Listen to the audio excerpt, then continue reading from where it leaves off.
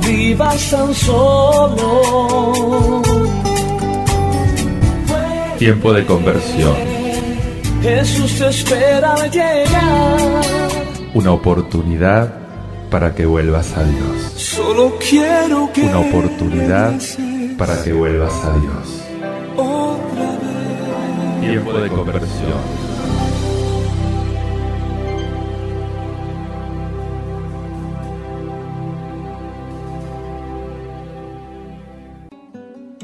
Paz y bien. Te habla Fray Alejandro. ¿Cómo estás? Sabes que en este tiempo de conversión, en este tiempo de Cuaresma, en este tiempo tan especial en el que nos queremos tomar una especie de retiro espiritual para acercarnos más a Dios, una de las cosas importantes que hay que preguntarse es cuáles son las condiciones para dar a Dios un culto auténtico. Y en esto nos va a ayudar la lectura del profeta Ezequiel, capítulo 18, versículos del 21 al 28. El profeta, en tiempos del exilio en Babilonia, exhorta al pueblo a la conversión. Y recalca, quiere que el pueblo comprenda que Dios no quiere la muerte del pecador. A Dios no le interesa la muerte del pecador, le interesa que se convierta, le interesa que recapacite acerca de su conducta y que pueda encontrar el camino de Dios, que pueda encontrar el camino de la felicidad. Y justamente al profeta Ezequiel le interesa que podamos aprender. ¿Por qué no le está hablando solo a los judíos en Babilonia? Te está hablando a vos, me está hablando a mí. Le interesa que podamos entender que gracias a la clemencia del Señor, la conversión siempre es posible. Que si es verdad que hay una solidaridad en el mal, que el pecado nos rodea, también es cierto que la culpa colectiva no diluye la responsabilidad personal. Esa responsabilidad que cada uno de nosotros tenemos en lo que nos toca de todo el mal social y de la culpa social. Y por lo tanto está en nuestras manos el poder desandar el camino. Dios siempre da una segunda oportunidad, justamente porque Él es amigo de la vida, y por eso Él borra el pasado de aquel que sinceramente se arrepiente de su pecado. Escuchá cómo lo relata el profeta.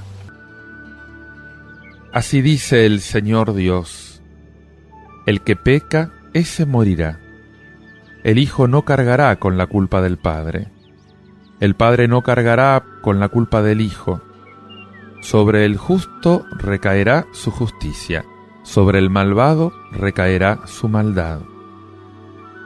Si el malvado se convierte de los pecados cometidos y guarda mis preceptos y practica el derecho y la justicia, ciertamente vivirá y no morirá. No se recordarán los delitos que cometió.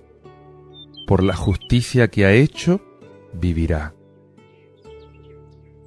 ¿Acaso quiero yo la muerte del malvado, oráculo del Señor, y no que se convierta de su camino y que viva? Y si el justo se aparta de su justicia y comete la maldad, imitando las abominaciones que cometía el malvado, no se recordará la justicia que hizo, por la iniquidad que perpetró, por el pecado que cometió, morirá. Ustedes comentan, ¿no es justo el proceder del Señor? Escucha, casa de Israel, ¿es injusto mi proceder? ¿O no es acaso el proceder de ustedes el que es injusto? Cuando el justo se aparta de su justicia, comete la maldad y muere por la maldad que cometió. Y cuando el malvado se convierte de la maldad que hizo y practica el derecho y la justicia, él mismo salva su vida. Si recapacita y se convierte de los delitos cometidos, ciertamente vivirá y no morirá. Lo dice el Señor Todopoderoso. Insiste el profeta Ezequiel sobre la bondad y sobre la responsabilidad. Si el malvado se aparta de todos sus pecados y practica el derecho y la justicia, la maldad no le conviene a los hombres y tampoco le conviene a Dios. Dios se comprometió en este gran combate contra la maldad. Él está por el derecho, Él está por la justicia. Y no tengo que hablar de estas cosas como si no tuvieran nada que ver conmigo, como si los malvados siempre fueran los demás. Yo también soy ese malo que tiene que apartarse de su pecado. Hago sufrir, a veces no expresamente. ¿Acaso muchas veces no soy irresponsable? Me esfuerzo suficientemente en facilitar, en hacer agradable la vida a los que me rodean. ¿Cuántas veces tengo que reconocer que no? Y que tengo que pedir perdón. Y si me arrepiento y cambio de conducta, empezaré a vivir de verdad, a vivir como Dios quiere que viva. ¿Acaso me complazco en la muerte del pecador y no en que se convierta y viva? Dios está obligado a defenderse. Él sabe muy bien de qué se lo acusa, de qué lo acusamos. No puede ponerse del lado de los malvados, no puede pactar con el mal y con el pecado. ¿Cuántas veces le echamos la culpa a Dios de nuestros propios pecados? Y queremos justificarnos, queremos que Dios nos justifique en nuestra maldad, en nuestro error, en nuestro pecado. No reconocemos la realidad de nuestros errores. Sería inadmisible que Dios aparentase sostener, aunque sea en grado mínimo, la opresión o la injusticia, o el egoísmo, o la calumnia. Todo eso le repugna a Dios. Todo eso es contrario a Dios. Y por eso Él amenaza: conviértanse. En el fondo, lo que Dios quiere es no tener que imponer castigos. ¿Qué padre quiere imponer castigo a sus hijos? Lo que quiere es que no se porten mal. Y a veces impone ese castigo para educar, porque no hay otro remedio, porque no hay otro modo de aprender el camino del bien y de la felicidad, para evitar males mayores. Unchirlo a tiempo, cuántos males evita.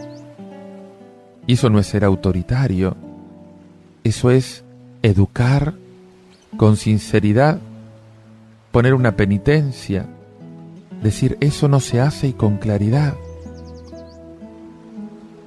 Las amenazas de Dios tienen como finalidad el bien que tenemos que aprender, nuestra vida, poder vivir en plenitud. Son una invitación a convertirte, para que no abuses de la bondad de Dios para vivir. Pero si el justo se aparta de su justicia, morirá. Y esta advertencia hay que tomarla en serio. Dios te honra al no considerarte un irresponsable. Tu libertad no es un juego que no tenga importancia. Dios decidió tener en cuenta tu libertad. Él te respeta demasiado. No te fuerza la mano. Por eso dice el Señor: escuchen, hijos de Israel. ¿No encuentran justa mi conducta? ¿No es el proceder de ustedes el que es injusto? El hombre que se lanza a la muerte, que se lanza al mal, que se lanza a la perversidad, es responsable de todo esto. Dios en esto solamente es juez y nadie tiene derecho a acusarlo, porque Dios hizo todo de su parte para salvar a ese hombre de la muerte, de ese mal, de esa perversión. Él se comprometió totalmente en la salvación de la humanidad, derramó su sangre por ti hasta la última gota. Por eso es tan importante repetir una y otra vez: Señor, ten piedad de mí. Te invito a que se lo pidas con este canto: perdóname.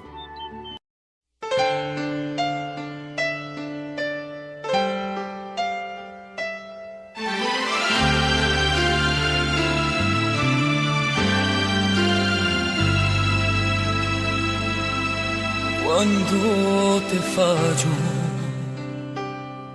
siento que hago las paces de aquel soldado que sin compasión clavaba tus manos en aquel madero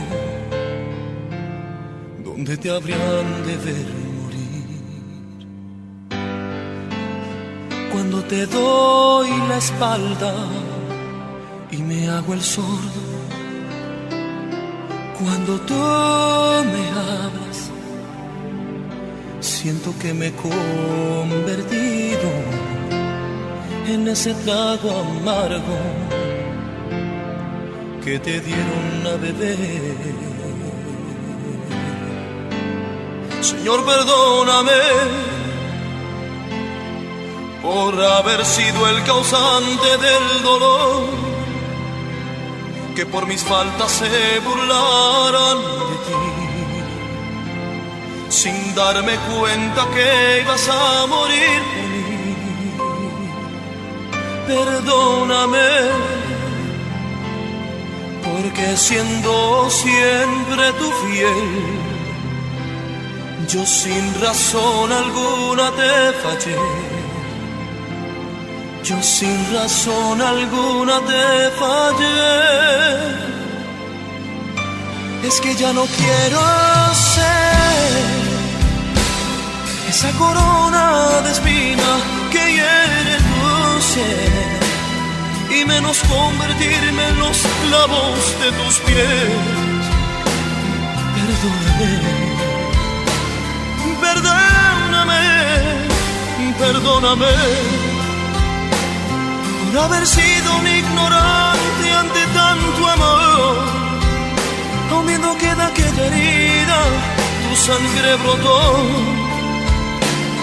para que hallara en ti la salvación.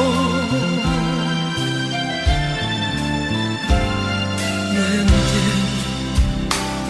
cómo llegaste a este mundo para hacerte maldición y venir un día a mi vida y ser de bendición. No lo comprendo, no lo entiendo. Perdóname por haber sido esa lanza que te hirió, por convertirme en el madero que llevaste tú sin ninguna razón.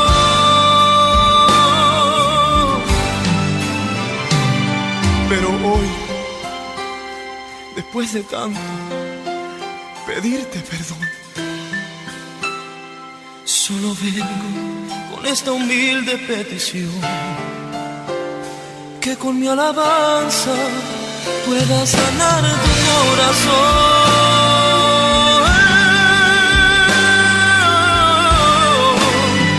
Como un día tú, cuando todo el mundo la espalda me dio, solo eras tú quien sanabas mi interior. Así mismo quiero hacer por ti mi Dios.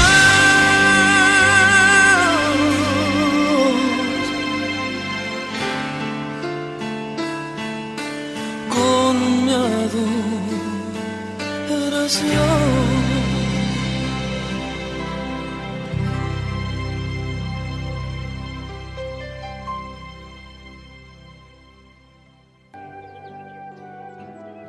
Quiero que escuches ahora un texto del Evangelio, un relato, que habla de la reconciliación con el hermano. No solamente con Dios nos tenemos que reconciliar. Lo tenés en Mateo capítulo 5, versículos del 20 al 26. Es un texto tomado del discurso de Jesús en el monte. Y en este texto el Señor comienza estableciendo una premisa sobre la nueva justicia que Él trae, sobre esta nueva fidelidad que pide el reino de Dios. Si ustedes no son mejores que los letrados y los fariseos, no entrarán en el reino de Dios. Jesús se refiere a ese concepto de santidad que establecían los maestros de la ley judía, justamente para decir que no alcanza el nivel requerido para la pertenencia al reino, porque se queda en un formalismo exterior, no va a la raíz, a la interioridad, a las actitudes del corazón. Al discípulo de Cristo se le pide más. Jesús esto lo va a concretar mediante algunas antítesis. Ahora vas a escuchar la primera, esa relativa al homicidio. Y justamente fíjate que Jesús apela a toda su autoridad. Dice que no vino a abolir la ley, vino a darle plenitud. Ustedes han oído que se dijo, pero yo les digo. Y Jesús no se conforma con el mínimo legal de la letra que está escrita en la ley. Esto es lo que importa. Él se sitúa en el máximo del amor, en el máximo del espíritu de la ley. Por eso supera el Antiguo Testamento. Jesús no te propone un mínimo para estar conforme. Te propone el máximo, te propone el vuelo hacia la santidad de Dios. Por esto va mucho más allá que esa prescripción de Moisés sobre el homicidio físico, el quinto mandamiento. Y generaliza toda esta aplicación a todo hecho, a toda palabra, a todo gesto que tenga una intención injuriosa respecto al hermano. Escucha cómo lo relata el Evangelio. En aquel tiempo dijo Jesús a sus discípulos: si no son mejores que los letrados y fariseos, no entrarán en el reino de los cielos. Han oído que se dijo a los antiguos: no matarás, y el que mate será procesado. Pero yo les digo, todo el que esté peleado con su hermano será procesado. Y si uno llama a su hermano imbécil, tendrá que comparecer ante el Sanedrín, y si lo llama renegado, merece la condena del fuego. Por tanto, si cuando vas a poner tu ofrenda sobre el altar, te acuerdas allí mismo de que tu hermano tiene quejas contra ti, deja allí tu ofrenda ante el altar y vete primero a reconciliarte con tu hermano, y entonces vuelve a presentar tu ofrenda. Procura arreglarte con el que te pone pleito enseguida, mientras vas todavía de camino, no sea que te entregue al juez y el juez al alguacil y te metan en la cárcel. Te aseguro que no saldrás de allí hasta que hayas pagado el último centavo. El amor viene antes que el culto. Esta es la conclusión de Jesús frente a esta necesidad de la reconciliación entre hermanos, de la reconciliación fraterna para estar en regla con Dios, para poder rendirle el culto debido. Si cuando vas a poner tu ofrenda sobre el altar te acordás allí mismo que tu hermano tiene quejas contra ti, deja allí tu ofrenda ante el altar y anda primero a reconciliarte con tu hermano y entonces volvé a presentar tu ofrenda. Hay un nexo, hay una unión entre el amor y el culto, entre la caridad y la Eucaristía. El amor fraterno, la reconciliación, son condiciones previas para poder darle a Dios un culto auténtico. Por eso la reconciliación es tan importante, previamente. Y por eso el sacramento de la reconciliación está orientado a la Eucaristía, a la plena comunión, donde justamente también, fíjate que en la Eucaristía se incluyen actos penitenciales, pedidos de perdón, gestos de reconciliación fraterna, para poder prepararse a la mesa del Señor.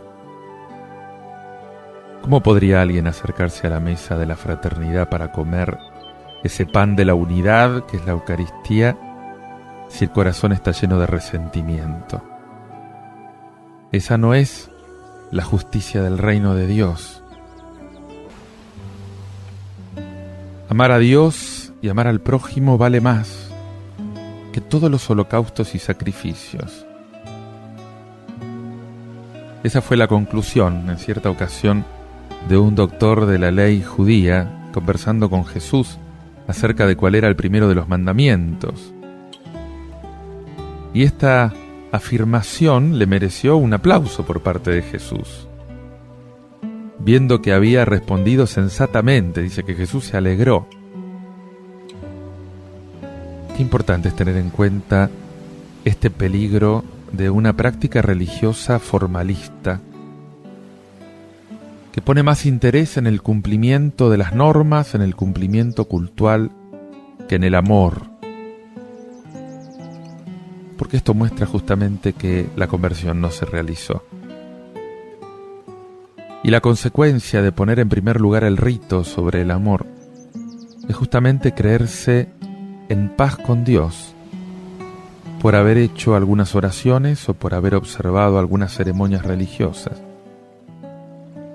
Y todo eso es bueno, es evidente, pero si vas solo, sin el corazón, no garantiza la esencia de una religiosidad auténtica, sincera, que una verdaderamente la vida con Dios.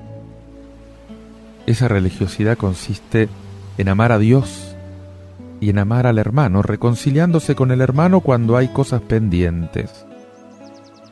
Lo primero de todo, lo más importante, es el amor. Este es el primero de los valores en la economía de Dios. La lección de este Evangelio es un no al individualismo religioso, es un sí a la piedad que está impregnada de fraternidad. Es el amor y es la unión, aquello que el Señor quiere que acentuemos, porque las tensiones son inevitables, surgen en el seno de la familia, de la comunidad cristiana, de la vida religiosa familiar. Pero lo importante es que el amor sea capaz de sanar las diferencias. Ora conmigo. Desde lo hondo grito a ti, Señor, escucha mi voz. No permitas que me hunda en esa fosa fatal, porque sé que vos querés la conversión y la vida del pecador, no su muerte. Si llevas cuenta del pecado, ¿quién podrá subsistir, Señor? Pero en ti está el perdón, en ti está la gracia, en ti está el futuro. Con toda mi alma espero en ti, Señor, con más ansia que el centinela espera la aurora, porque de ti viene la misericordia, de ti viene la redención. Te pido que redimas a tu pueblo, Señor, de todos sus delitos. Te pido que me hagas vivir el gozo de la reconciliación contigo, con todos mis hermanos, Señor. Amén. Reconciliarse con Dios implica saber pedir perdón a mi hermano. Te invito a hacerlo meditando este canto de Luis Santiago, pedir perdón.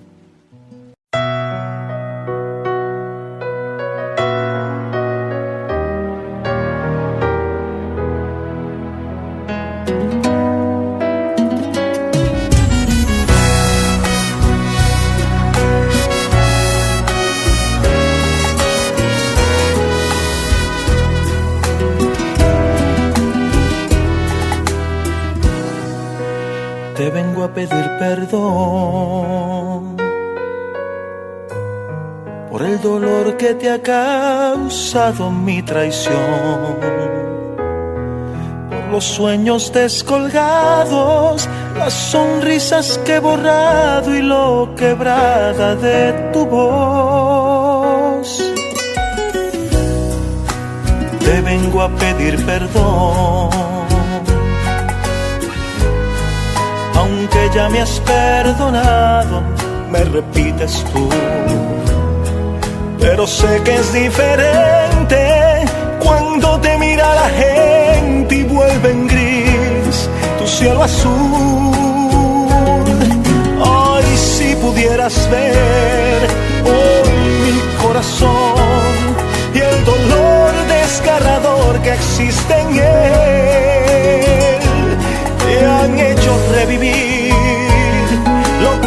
amaste ayer y has sufrido este pasado otra vez. Pedir perdón, esto tal vez no sea suficiente. Ante los ojos de alguna gente, y sin embargo para ti bastó. Pedir perdón, esto tal vez no sane las heridas y mucho menos te arregle la vida. Y sin embargo para ti bastó.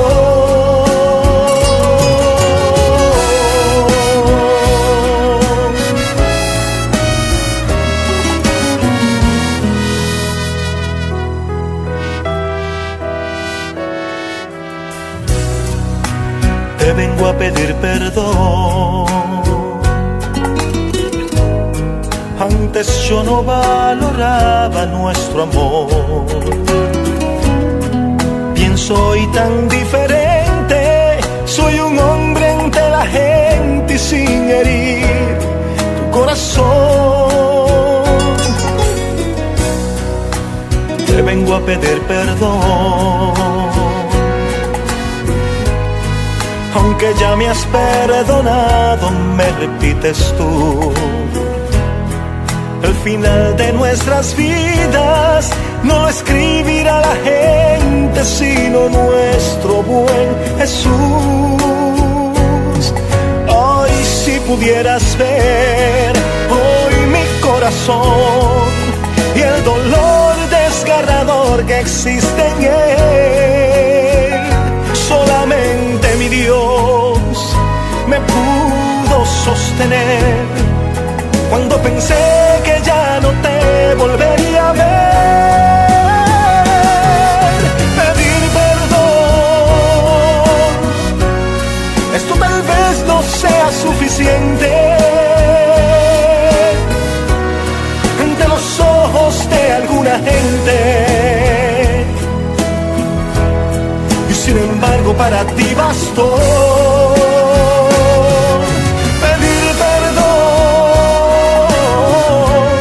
Esto tal vez no sane las heridas y mucho menos te arregle la vida.